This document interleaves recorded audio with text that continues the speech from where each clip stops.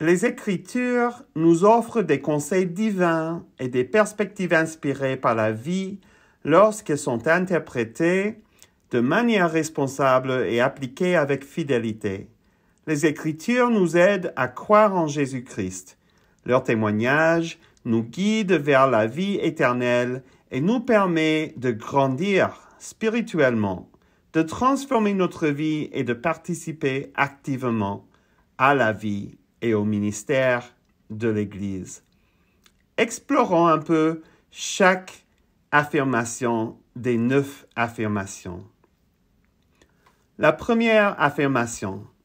Nous déclarons que Jésus-Christ, qui a vécu, a été crucifié, s'est relevé des morts et revient encore, est la parole vivante de Dieu.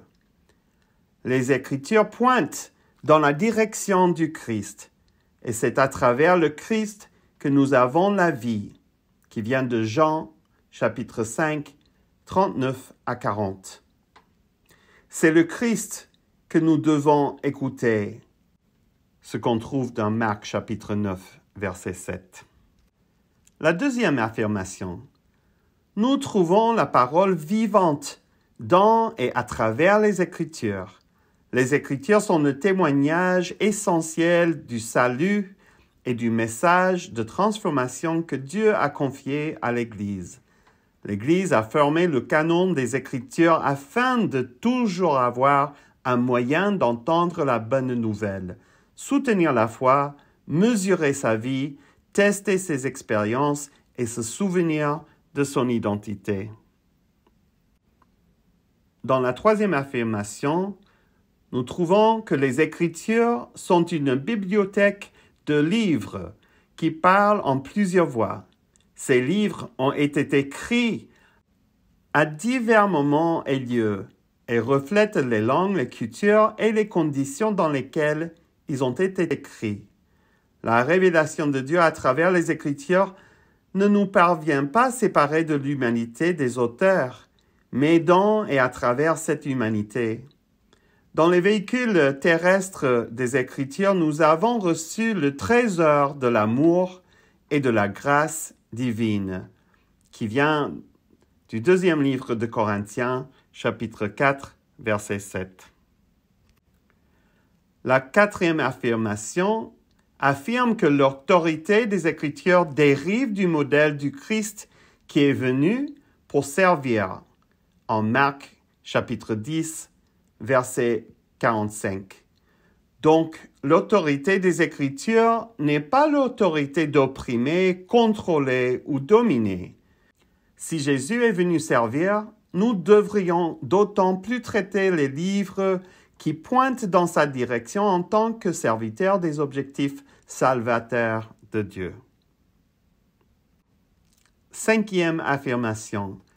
Les Écritures sont vitales et essentielles pour l'Église, mais pas parce qu'elles sont infaillibles, dans le sens où chaque détail est historiquement et scientifiquement correct. Les Écritures ne prétendent pas cela pour elles-mêmes. En fait, des générations de chrétiens ont trouvé que les Écritures sont tout simplement fiables pour les garder ancrées dans la révélation, pour promouvoir la foi en Christ et pour soutenir la vie du disciple. À ces fins, les Écritures sont sans l'ombre d'un doute digne de confiance, qui se trouve dans le deuxième livre de Timothée, chapitre 3, versets 16 et 17. Affirmation numéro 6.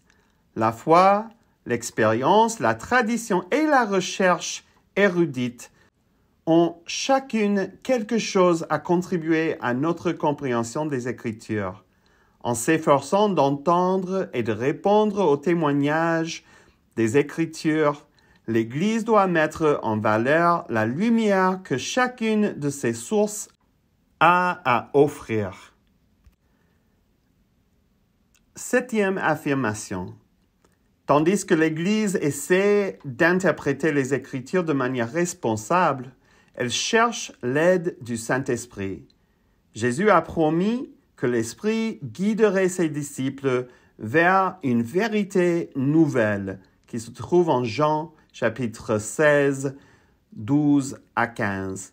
Par l'Esprit, les paroles anciennes des Écritures peuvent devenir révélatrices, nous permettant de saisir ce qui n'a pas été venu ni entendu auparavant. Affirmation numéro 8. Les disciples sont appelés à grandir dans leur connaissance et leur compréhension des Écritures afin qu'ils aient de plus en plus d'amour pour Dieu, leurs voisins et eux-mêmes. Matthieu, chapitre 22, 37 à 40, qu'ils honorent la dignité et la valeur de toutes les personnes. Doctrine et Alliance, 16, versets 3, C et D. Et qu'ils suivent avec fidélité le chemin de Jésus-Christ.